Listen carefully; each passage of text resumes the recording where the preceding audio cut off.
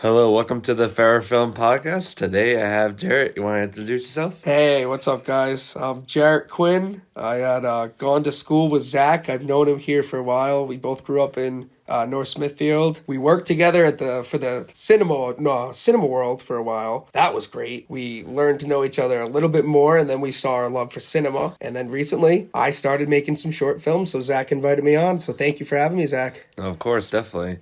So I recently watched the story again. Yeah? Before you came, so Thank I've watched you. it a couple of times, and honestly, it's really good, honestly. Thank you, man. Thanks. I appreciate that. And would you like to talk about like what you like from it? Because I have some things also. Of course, yeah. Thanks for the question. I'll start with the first thing I like is the unconventional way I told the story. Is I took something basic where we're all searching for something in life like a Bigfoot creature. I took that idea and I applied it each different way I could because you and I are thinking we want to be filmmakers, right? We're searching for something in life like that, like a Bigfoot creature, something so out there, so different that maybe it's not acceptable to go for. We still do it anyways. So we find our character, Reed Randall, at the helm of the woods and running away from his friends. He thinks he's out there to search for something he believes in. He finds out it's real. The game's wide open at that point. The dude's mind is blown. His depression is cured. His life is cured. So what I really like about it is honestly the unconventional storytelling. That's what I'm gonna have to go with. Oh, What do you think, man? I think honestly, like it was a very like awesome story, like to open it and that kind of stuff. Like the challenges, like the same thing of like Yeah. like the challenges in life. There's some roads and there's Life's some bumps. tough. No, it Exactly. is. Yes, And I know that's what I try and put. I try and put a little bit of myself in the art sometimes. So I think, it's things you overcome, like everyday relationships with people, or searching for a common goal that we all search for. That's hard. That's really hard. No, it is. And sometimes you do just want to pack up, take everything, and go into the woods. Pursue it by yourself. So that in itself is really why I took to the story. And I plus kept I writing. felt like I was in the moment with the character. Yeah. Obviously, like, Yeah. go through the woods, find this Bigfoot character. And honestly, that was the challenge in a lot of it was I'd done the score myself too with the violin. Okay. Yeah, so with the music, that. I wanted to think. I started with the low B flat note. And I worked my way up the scales. Nothing too complicated, just violins. But I'd start at the lowest of the note. And I would slowly, as my character's walking, I'd go nice and high, but the scene would cut. So I'm thinking to myself, I'm not the best musician. We took chorus together in high school, so you and me are attuned to music. We're very good at it. I thought, let's do something basic. Let's do some scales. So I did some scales. I started at a very low note and worked my way up. But what you just said, where you feel like you're with the character, I wanted the music to reflect that too, where you're starting at a low point and slowly just getting higher, if that makes any sense. No, definitely. Like, Yeah. I would say like the music definitely was a key point. You know what I mean? Of Thank just, you. Like bringing me in the moment with you. Like it's Yeah. like, oh, here he is, the Bigfoot character. And trying to just weave the two stories, because when the Bigfoot character comes, not really a spoiler, but it's a bit more whimsical of a story up until a certain point, and you start to have revelations with the characters. So that again with the scores, that's key. That was key. It's tough. Now, Yeah, dude. is Bigfoot real? Just so good. Is Bigfoot real? Okay, all right. So we're gonna have to turn this off. No, all right. The real answer, yes. Bigfoot. The idea of him is real, but I haven't found him yet. I'm still looking. Okay, Still okay. looking. Now, tell us what inspired you to make this short. Sure. Have you ever seen the Daniels film, Swiss Army Man? Yes. So Swiss Army Yeah. Man meets Harry and the Hendersons. I'm blanking on the director of that right now. I apologize, but that type of approach with a guy finds himself in the woods with a dead body. What is he doing? How weird of a story is that? And obviously you got Paul Dano and Daniel Radcliffe's characters coming together just with this weird type of story and approach. So I thought to myself, with myself and my brother Nolan, my little brother, I'm like, let's see what we can do out in the woods with the camera. And I was lucky enough to have both Tyler and Brandon helped behind the camera a couple days. But honestly, the director of photography, about 80% of the time was Nolan. Nolan helped a lot with that and bringing these two characters to life, kind of just to emulate what the beauty of the shots of Swiss Army Man and Harry and the Hendersons, the whimsicalness of that character. It's Bigfoot. It's Bigfoot. So to answer that, I got to go with those two.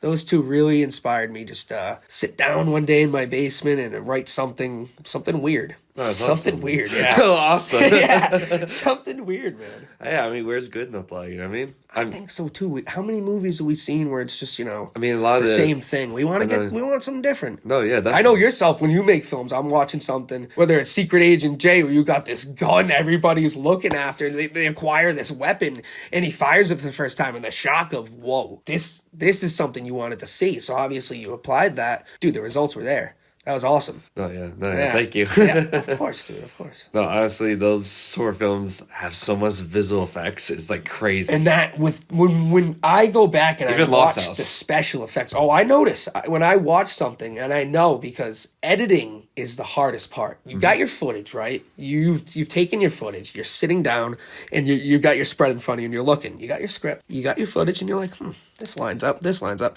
Now you got to add the special effect. So you've got me beat there, my friend. You've added something not many people do, especially people who make short films. You took the time, you studied the frame, and you thought, that would be cool. I've seen short clips of you just do the flash effect? Oh, yeah. Where you were running? Oh, yeah. Something like that, where Yeah. you take it an approach to a video that it's just you running, but you add so much flair and so much pizzazz to it. I don't know, man. That's something special. I really got to compliment that. Oh, thank you. I Yeah. think there was like one shot in the Lost House where Yep. it was like, the mirror, like the glass mirror, and then you Okay. can see the cameraman. Oh, yeah. But You were like, let's fix this. I did a 3D model of the shelf, and Yep. it's a 3D model. That's big brain mode right there. That was good. That's awesome, Zach. So that's how I cover that. Dude, that's honestly. awesome. What was your best moment for a BTS moment? The best moment. It's a tie between... So, Nolan, at one point, he plays the Squiggly, who's the Bigfoot creature. And we had just watched, Jordan Peele's Nope? Yeah. The scene where Gordy's home. He thought he took inspiration from Gordy the Ape and how Gordy went, crazy a bit. Yeah. And the actor's name's Terry No Terry. So he's an actor. I think he was, forgive me if I'm wrong, Cull Obsidian or Corvus Grave. He did the stunt double for them in Infinity War. He's done Planet of the Apes. He's done a couple movies now. Nolan's like on set one day. He goes, no, Terry. No, Terry.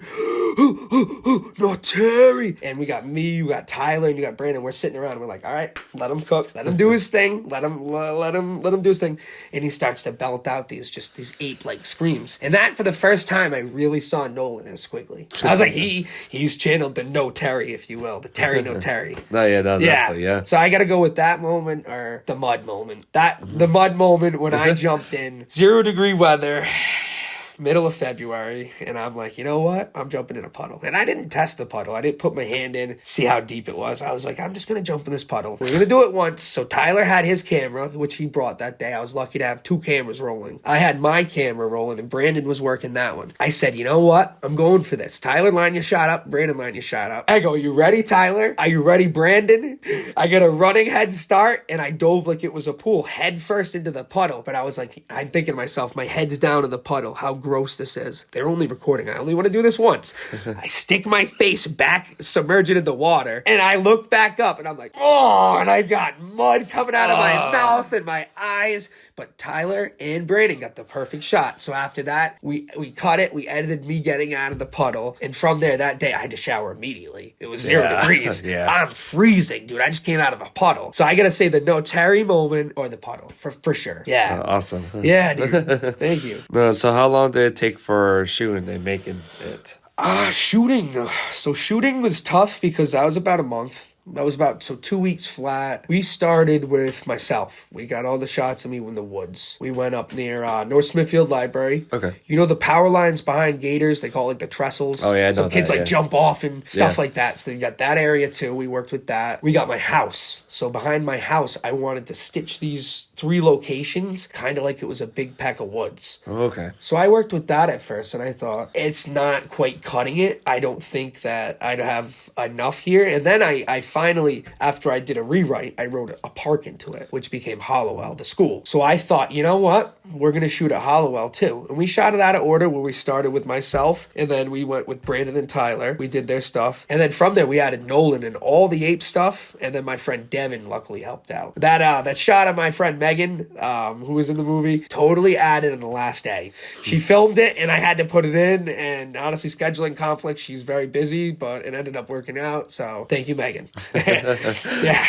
But I'd say about a month shooting. Oh, damn. Yeah, and I wrote it in about a week. Okay. Yeah, and I rewrote it a couple times. But then as I was shooting it, I kept rewriting certain things because I was like, yeah, I got to keep this flowing. I feel like that's the nature, honestly. It is. Because you once you shot certain things, I'm sure you'll agree. You're like, this would work a little better. Yeah. Yeah. Because, like, when you're in the moment, it could be a different story. Because, like, every time. Yeah. You're as you're telling the story, some things unravel and you're looking. Like I said with Nolan, when he got into the character of Squiggly, I'm like, all right, whoa, let me make him. That's how he jumped out of the tree. I'm like, let me make him jump out of a tree. Because he was climbing trees. He got so into it, he might have became an ape at one point. So that's why, as you're saying, you gotta rewrite it. And this, honestly, this might be just a little too much behind the scenes, but when I wrote it originally, I had not many scenes with the Bigfoot creature. Oh. That was the biggest rewrite, was I added, because he got so into character. I'm like, we need more. We need more. And that's where the montage came in. Nice. Because I don't think, and honestly, to this day, I don't think it would have worked without that subtle nuance. Yeah.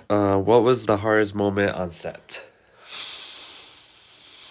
So we all that's have our... That's a toss-up. I know. That's a toss-up. I think when it comes down to the library, the public library, we shot behind there. So we had people walking their dogs and stuff. And Nolan's in a Bigfoot outfit. And I'm covered in mud in a cowboy hat talking about Bigfoot. And we are just completely out of park with a camera rolling. He'll hit action. So when it was me and him, we would do this completely by ourselves. He would hit action and we get in front. I'm going to have to go with the stuff that we did alone, where one of us would film, the other was tough. Mm-hmm. Yeah. So what was your favorite shot in the short? Probably the one of Squiggly as he's falling at a certain point. I won't spoil it, but I switched to, I do a nice colorization of blue and red to just show the emotion of the sadness, but at the same time the fiery anger as they swell together, the confusion. And it was reminiscent of, you remember Sam Raimi's Spider Sense? Oh, yeah. So Sam Raimi's Spider Sense, the original 90s cartoon, I would do something like that. Those shots were pretty hard to edit. Oh, yeah. Yeah, but when it comes down to something just to get filmed, my brother, I'm going to have to give it to Nolan. He got a shot of the moon at one point. Crystal clear. Yeah. So that was, for him, the hardest. Oh, yeah. No, there's a lot of, very cinematic shots in it, honestly. Even how it opened up the light, it's like that scene with the sun, and then it was a beautiful shot, honestly. So that one, I that was the first one in my head I went to as the hardest shot, but honestly it wasn't hard. The hardest thing was we woke up around dawn, right as the sun was coming up. That was to wake up around that 5:30 mark, get out there, get dressed, set the mule. So we used the mule as a dolly, the 4x4, the four-wheeler. We set the camera and Nolan was sitting there, and all he did was put it in neutral, and we let it just slowly go down the hill as I walk forward. Are you planning to do a second one, or are you planning to do more with this? The sequel right now is, we were going to do a short, maybe with Tyler and Brandon's character. We were going to, not an official sequel, but it was going to be an unofficial short, if you will. Oh, okay. So no official sequels in the works. I don't feel it yet, but we'll see. So do you have any other films in the work? I do, actually. Ooh. Yeah, I do. I could get into a couple of them, but I'm gonna play a bit coy. But I will say one of the next ones is a slasher. Ooh. Yeah. Okay. I'll leave it like that for now. Okay.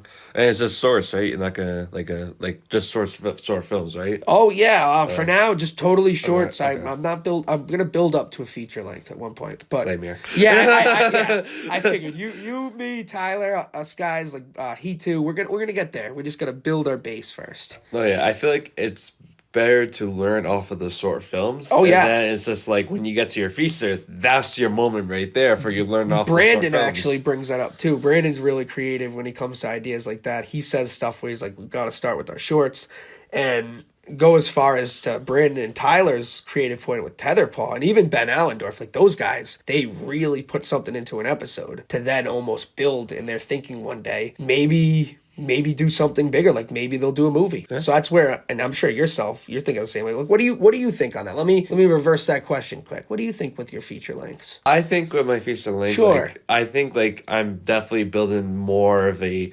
horror feature. I'll tease that a little bit. Yeah, that's great. There's definitely tease here, guys. Look at this. So there's definitely a horror teaser in the works. Yeah, and I might do something more in the Lost House world. The realm, awesome. Yes, so awesome. I'm gonna be diving into that kind of. You heard it here first, guys. Sorry, we got the scoop. That's great, Zach. No, yeah, I'll be excited to watch, dude. No, yeah, because like Lost House was a big success of mine, and that's a little short to say a big success. Lost House. Over 100K views. I want to say it's working its way up 150K. That's seriously a big success. Yeah. So obviously I would do something more with it. Like even I think just you like should. Like a little thing, because like that's the missed opportunity right there. I think so. But I'm definitely gonna be doing that. I'm liking what you're teasing right now, guys. If you're hearing this again, this is the first scoop right now. Yeah, but I even thought about doing some like episodes, even just I wanted to dive into everything by foot. Maybe do some TV, like some episodic. That's great. Yeah, dive into everything, because I want to learn off of every short film and every project I do. Yeah, until I do the big final feature, and then you see the growth from there. Yeah, it's awesome. And I like this. Like, there's definitely, I feel like every creator, honestly, there's definitely progression that goes on that line. I started with my first film, me jumping out of a car, and, like, I fall onto a rock, and, and after that, it's just been going on, though. Like, the progression is real. I was going to say, the production is real, and I don't know if you can agree with this, but, like, looking back, it ages well. You think, too. Like, some things don't always age the best, but really, though, you think, hey, I was this age when I did this? Creative little guy. You know what I mean? Like, there's some stuff like that. So I was like, there's young Zach. That's how I think too when I look back at my stuff. I'm like, wow, what was I thinking? But in a good way too. Like, what was I thinking? Like, that's cool. Oh yeah, definitely. Yeah. Which is like, I feel like every career definitely feels that way. You know what I mean? So it's like you gotta at that point, because you take that passion and the art and the craft and you mix the two. You can't separate it at that point. You can't. You can't. No. Those two are intertwined. That's forever. So, what is your goal as a creator yourself? Goal myself. Honestly, I'm glad you segued into the first thing you just said. Everything you were just saying with the growth, with our younger selves watching and progressing, and as we write and direct and we're editing and we're starting to learn. You're starting to learn. You've done special effects for a while, but hey, I'm gonna maybe start doing special effects. No, maybe all of us start doing special. You know what I mean, though? But that's where you build the mindset of, hey, this is real. I've created something. So when it comes to goals as a creator, I gotta go with what you've just said beautifully. Is you start small, you build your way up with a couple shorts, a couple videos, and you're like, dude, I got a feature-length movie coming someday. So that's totally it. Yeah. Oh, definitely. Yeah, I feel like honestly, anyone listening to this podcast right now can just start from anywhere. Like, you can even shoot off an iPhone. I don't know how old you are right now. It doesn't matter what age. You could be listening to this in your 8. You could be listening to this in your 80. You take your iPhone, you start to make a movie. You got iMovie on there. You got an editing app to put, like Zach just said, put it together. You're never too old to be creative. No. So, what other filmmakers you look up to? It's tough. That is tough. I always start with the basics. So you got Scorsese, you got Spielberg. Spielberg is right up my heart. Yeah. And then again, that's tough. Kubrick. So that's the basics there. If I were to get into a real answer, people who really inspire me, that's the Daniels. Yeah. Taika Waititi. Beautiful director. Yeah. I don't think he gets as much credit as he should be getting. Robert Eggers. Behind the Lighthouse. The Witch. Oh my God, yes. The Northman recently. I see the stuff he's making, and I'm thinking to myself, why is nobody seeing this? Yeah, What are you like? I love Marvel. Zach loves Marvel as much as the next guy, but we see everything. We watch these movies for the story and for the directors and our favorite actors, but the times we watch them and we get a masterpiece. This dude's hitting it, 3 out of 3 times. No, he is. Ari Aster's another name I can put up there with Midsommar, Hereditary. Yeah. Beau is Afraid, as that's coming out. Oh, So next week. That's crazy. Thinking about that. So yeah, I give credit to some of the new guys, and I would say that they're really great too. Oh yeah. And if I was to pick somebody who really made me help pick up the camera again, I have to say the Daniels. When I watched Everything Everywhere All at Once, I know people say that they think that they're just saying something, but I watched it and I thought he just edited 1,000 frames in 10 seconds. Yes. That is, and people will watch it and they'll think, hey, you know what? Not my cup of tea. Sure. But when I watched it, I thought I gotta do something and I gotta work. So those two directors, I give a lot of credit right now. That's my answer I'm gonna go with. No, awesome. Yeah. I really like the style and just the passion. It goes back to it. The passion and the art. They are intertwined with that story. Oh, man, it's beautiful. What would you say, dude? I want to flip that back to you. No, I would say definitely, Christopher Nolan for me. Christopher Nolan, yeah. Zach's Steven got Spielberg. There. I can't believe I forgot Christopher Nolan, but I'm with you there, yeah. No, Steven Spielberg. Who else you got? So, he's kind of, the Daniels, honestly, I have to, but also Ryan Connolly, which he's, a very starring filmmaker. All right. He made a couple of his shorts on, Film Right, and he's the one that actually helped me. He went on your podcast. He went on my podcast. Okay, so I've watched that episode, Ryan. I want to say I've watched some of your shorts. I can't think of any specifically right now, but you are another up-and-coming creator who's great. That's someone you look at and you see progression through the shorts and you're like, this dude's made it. This guy is great. So that's another one. What else would you say, bro? The guy that created The Lighthouse and Robert Eggers. Robert Eggers. He's my main guy. Yeah. I just like his art and his mind. What the heck? What the heck? His mind is it's awesome. It's bonkers. It's bonkers. In the best way possible. No, it is. And and that's why I don't mean to insult any of the older directors. I love Christopher Nolan too. Dark Knight's literally my favorite movie. Yeah. But when it comes to some of these new guys coming in, they bringing something to the table we've never seen before. They could bring in something different, which is good. You know what Yeah. I mean? And it just, every work now is just it could be the same. Sometimes it's cookie cutter. Yeah. But it's like this. Sometimes. But some of the new creators, they have their own way to tell their story. And it's whoa, I have never seen that before. No, in getting into those differences and similarities with directors is you get shots where you're like, hey, that's cool. Blade Runner or Blade Runner, Blade Runner 2049, Denis Villeneuve. Oh my God, yes, excellent director. And then you got David Lowery who did The Green Knight. Yeah, so you could compare those two movies when you have the shot of Kay walking up to the giant Ana de Armas and he looks at her, and you've got David Lowery who's complimented the shot, and you look at him in The Green Knight, and as Dev Patel is approaching that giant, he's thinking to himself, different situation, but same shot composition. And that's where you can do something like that that's complimentary, but you need the stories behind it to back it. That's creative. And you gotta have your own spice. No, definitely. I think also my main, my favorite one is the Knives Out Ryan Johnson. Can we just publicly go on record that The Last Jedi is a good movie? I'm gonna finally say this for people. Do I agree with everything in it? No. But Ryan Johnson does not deserve the hate he's been getting. No, he doesn't. Knives Out, excellent. Glass Onion could have been up for Best Picture. It could have. Yeah, I'm going that far. One of my favorite movies of last year. Yeah. Wow. Honestly, Knives Out was just... It was crazy. It was crazy. It kept me thinking the whole entire time. It's it's this guy. It's it kept twisting games with me. It was good. You gotta think these are all actors and actresses who could have did it. The people they casted are the most famous of all people. People we've seen in everything who've been the bad guy. They've been the stars, the good guy. So you're thinking to yourself, you're like, all right, I've got all my money right now on Jamie Lee. And then, spoiler alert, everybody who hasn't seen Knives Out, give you that second. It's Chris Evans. Chris Puppy Dog Evans. Yeah, you're thinking to yourself, Puppy Dog with the puppy dog eyes, that's Captain America.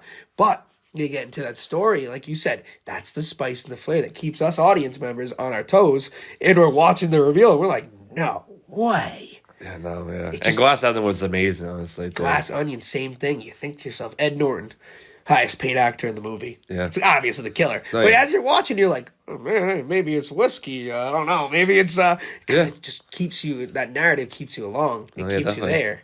So what is your favorite movies? This is favorite movies. That's tough. hard. Yeah, that's hard. There's a whole list for me. Oh, Zach. The tough questions. You guys can't see, but I put the hat on the face and did a face palm there. So I'm going to go with The Dark Knight, #1. Ooh. Favorite movie of all time. I really like the psycho analogy of the mean extreme in mode. You've got the Dark Knight himself, Batman. You've got Joker, and you've got Two-Face. You could go either way in the city. Started as a good guy and go bad, or you started as a bad guy and go good. Who's to tell you who you are in Gotham? So I'm gonna go there. I'm gonna go Spielberg's Jaws. That is the guy made a movie with a shark that didn't work.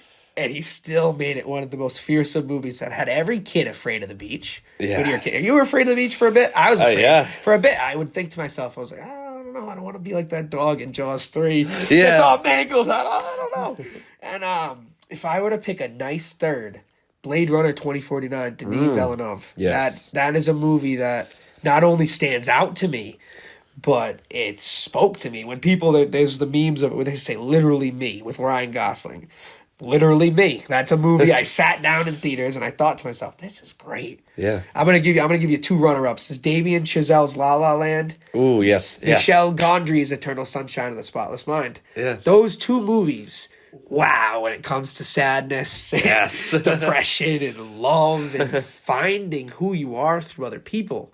If you're Joel and Clementine Krasinski, you got Eternal Sunshine. It's two people who are polar opposites who are brought together through complete coincidence of one did not want to hang out with their family and the other was just on the beach breaking into a house. So that's in itself is so random. And then you've got La La Land, and I'm choking up just thinking of the ending of La La Land. No, that was good. Yeah. Wow. What would you say, Zach? I'll flip that right back to you. So I would just say is Jurassic Park. Yeah. Jurassic Park. Yeah. Was definitely that's a contender. I would put that if anything. Yeah. No, definitely. And then Blade Runner, like you said, I really love Blade Runner. 2049 is excellent. Yeah. And the first one's great too. I would actually say La La Land. Yeah. Because I do love the visuals and the musical. The storytelling. Justin Hershowitz score. The score to them. I listen to it sometimes. And I'll have epilogue on just that end part, the 9-minute song. Yeah. Chills. Got chills right now. And absolutely, Knives Out. Knives Out. That's like a runner-up. You got some other runners-up? Oh, I would say Jaws, not the Jaws. Yeah, no, that's dude. Again, good movies that everybody loves. Yes. It's universal. We feel that passion. Oh, definitely. Yeah. Oh, yeah. Great answers. No, definitely. Those are honestly my top list, I would say. That's fair. You know what's a random one I'd put up there? Stephen Sommers, The Mummy. Oh yeah, The Mummy with Brendan Fraser, guys. That is a 5 out of 5 on Letterboxd all day long. So, what is your favorite genre field that you like? So we were thinking about this earlier as we were talking, and I wanted to go with horror. I really did, but I'm flipping. I'm going to drama. With a drama, you get so much more across. Not even telling that horror doesn't, because the unconventional horror movies, whether you got Babadook, you got Hereditary, you got The Witch, those tell stories just fine, and horror gets its way across. But you got a drama, and you get yourself into like the 1800s with James McAvery. You got You've ever seen Atonement? Is what it's called. Yeah. Oh, man, that movie rips me to shreds. The one we were just referring to, La La Land, it's a musical, sure, but that is a heavy drama, romantic drama. Oh, man, that's, again, every time I think of La La Land, I can't help but look off and to the left and have a thought of that ending scene. No, yeah. And the reason I would go with drama with these examples is you get something across where you have an audience member and you're telling a story that's sometimes an everyday story. It's a totally normal event. But the writer is writing it in such a way that this is their soul that they're putting into some of them. Oh, yeah. They're putting real life situations. They're putting real life pain. So you see that, and that's where I kind of have to go with the drama. And then obviously horror was the first answer. I just wanted to get a little creative there with it. No, yeah. I would say for me, dude, definitely horror. Yeah, totally. Sci-fi. Yep. Action. And then drama. And then drama. That's totally fair. And then fair. also like mystery. Mystery? I do love a good mystery movie. Yeah, we were talking about Knives Out and Glass Onion. You can't pull away from those guys. That's great. I just love the way that, it just interacts with the audience. You know what I mean? I just love... Yeah, it engages you as a point of view viewer. You're there and you're just thinking to yourself. You're there, buckle up for a ride. Yeah, I know. Just doing it. Same with even an action movie. You sit there with Tom Cruise. Maybe not the best guy, but when it comes to the movies, whoa. Yeah. Guy is, you put your seatbelt on and you're sitting through 100 stunts of him throwing himself through drywall. I mean, he's crazy for his... He's crazy. I mean, he's like old and he's doing all the stunts. And that's the thing, too. He's older than our parents at this point? Yes. He's literally older than our parents, and he's still throwing himself off of a motorcycle off a cliff with a parachute. I know. 3 separate things that a real stuntman couldn't accomplish. No. So I got you there. It really titillates you with the action movies, too. No, yeah, definitely. Great picks. Yeah. And then what would the advice you give to anyone that's listening to this right now? I mean, we kind of said that spirals right back to you got to keep making your movies. Yeah. You got to keep watching your movies, and if you want to go to school, go to school. Yeah. If you want to make a movie. There's the later in life. You hear that a lot. Later sometimes does not come, and that is it's a hard lesson for some people. Is they're young and they want to live life, and I love living life. Don't get me wrong. You gotta still live your life, but at the same time, if you want to ground yourself with a passion and make a movie, make a TV show, it kind of you'd think it gets stressful, and it does making a movie, but it also de-stresses a lot. And when you say when you're editing, sometimes you feel this completion to where you finally have your scenes in order. Mm-hmm. Start to do your ADR, you start to do your score, and you're like, maybe I'm onto something. I started to accomplish something. So when it comes to advice, it's just keep doing it. That's so basic, but later sometimes never comes. No, yeah. Plus, I would say, like, you know, if you have a moment or, like, an idea, just act on it right away. Act on it, write it. Just do it. I rewrote BIGFEET, I don't want to say 4 or 5 times. I've been sitting on drafts, and I just erase, rewrite. Just keep going, guys. There's no bad idea. The only bad idea is when you didn't say it. You just keep it inside and you bottle it up. That's the worst idea. Oh, yeah, definitely. What would you say? I want to know your advice too. I would say, like, you know, as a creative, honestly, I would just say keep going and let your passion drive. Yeah, dude. Like, you need to, like, go full gear and then just do it, you know what I mean? Like, be yourself, yes. Be yourself, like, even if you just show it to your friends or parent, exactly. Or parents, like, start off from there, and then those show are sometimes it to the people. The best people to show, because they're going to be proud of you no matter what. The people in your life, I like that advice too. Like, if you're just going to show it to someone like a friend or a parent, just get it out there. Just get it out there, because they'll tell you, you know what? They'll be like, "Hey, that was actually kind of good," and then you're going to think to yourself, "Man, maybe I'm not crazy." It's nice to feel that way. No, it does, and it's just nice, like, you know, when they're seeing your work, it just gives you an enjoyment, their reaction to it. It does. It adds that extra layer of you've created something and people enjoy it. Yeah, it's like, man, I did this. Yeah. This is my work. It's a special feeling. Yeah, no, definitely. So, time to turn the table. Questions. All right. Flip it on around here. First thing I want to say, congratulations on Lost House. I've already said that to you. It would be crazy to call that a small success. That is a big success. Oh, yeah. That is over 100K views, working yourself up to 200K. What do you think was your driving force behind the Lost House? I think my driving force with Lost House is, well, initially, like, it was like this simple story, then it grew. It grew. Like, I didn't expect it to go that quick. Yeah. Like, I was like, you know, I was just doing like a short film just for fun, and I'm like, and then all of a sudden it just took off. It got trending on YouTube. Like, and I noticed that too. If you search anything related to Lost House, Zach is the #1 thing to come up first. There are other projects and other things related with the same title. Yours is the #1. Even if you look up horror. Zach Ferra Films will pop up with the Lost House. So that's incredibly impressive. It was crazy to me. I'm like, what? Dude, this is insane. I could not be happier for you when it comes to stuff like that, because that goes to show that not only is somebody putting themselves out there, but they're making something and it's successful. So you're doing the big thing there is you're taking a leap of faith, and then people are commenting and they're liking and they're thinking, bro, this is awesome. So that's awesome, dude. That's great. Yeah, and it's like I still go on and like people are still watching it. It's like I've seen it. I've seen it 5+ times. I want to say I've seen it when you first put it out. I watched it again because I was like, crap, that was good. Like that. Whoa, that was good. And then I started. I don't know if it was Tyler or Brandon or even Nolan. Someone sent it to me one day and goes, "This is blowing up," and I was like, wait a second. I checked the name. I checked down. I go, Ferra Films, The Lost House.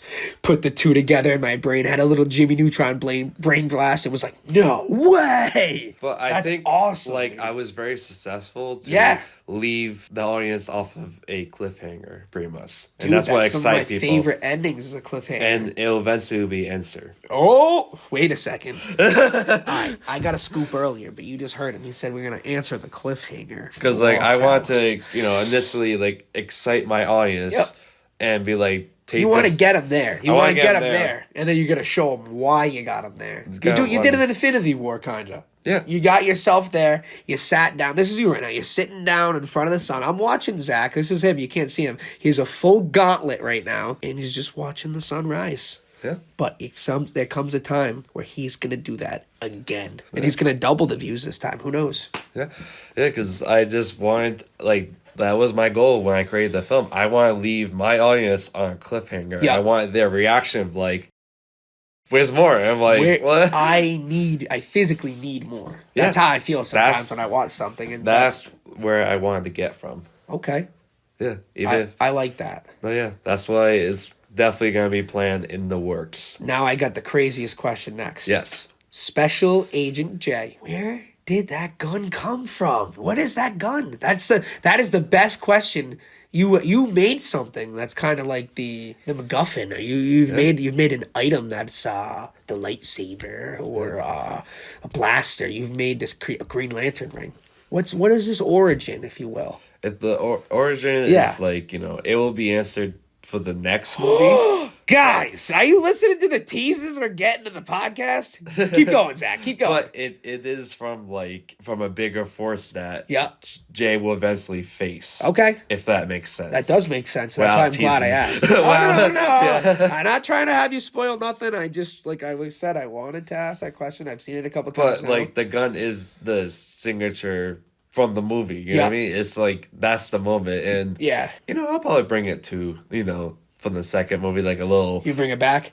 Like a little tease, but yeah. Let's just say that the next movie that is coming out for Secret Agent J is going to be bigger and better guns. Upgrade, I've heard. I've heard an upgrade. It's going to be... They pack-a-punched it, if you're talking zombies. It's crazy visual effects. Yep.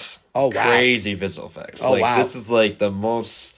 I'm fully throwing myself into this. And I am publicly putting an application. And Zach, if you need an actor at any point in time... No, definitely, I'll let you know. No, so you've heard it here first, guys. This is awesome. And then I've got one real final question, and that is, when it comes to yourself this is a personal question too, as a projectionist, how do you handle such a high-stress, high-level job? That's amazing. Like, I think about that. That's one of the things... A friend we used to work with, his name is Johnny Tree. Yeah. That's one of the things we talk about all the time is the high stress level and intensity of a projectionist job. Yeah. And you do it lovely, by the way. I just wanted to know. Right. How do you do that? So, like, I learned off of, you know, Johnny was his, the tree himself. The tree himself. He was, like, my mentor, pretty much. Yep. He told me, like, you know, literally, like, you know, you gotta keep a really cool head, even like when stuff goes bad. And it's like saying the same thing as a film set. You have to be cool as the director.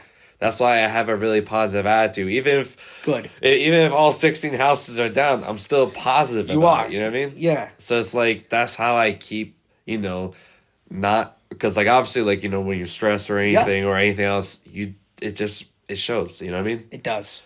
And that's where it's like, I don't show stress. I don't show that. I show only positivity that comes to the work. You know, that was not the answer I was expecting, but I don't think I could have gotten a better one. That being positive when something is going wrong usually is the best outcome. No, it's like, it's 100%, like, you have to carry that for a film set. Because when you become a director, like, I'll say if, like, something went really wrong on set. And it's what, are you going to throw the light in the stuff? You can't do that. You can't do that. You just got to be, like, really cool about the situation. You do. And that's why I learned multiple times in life.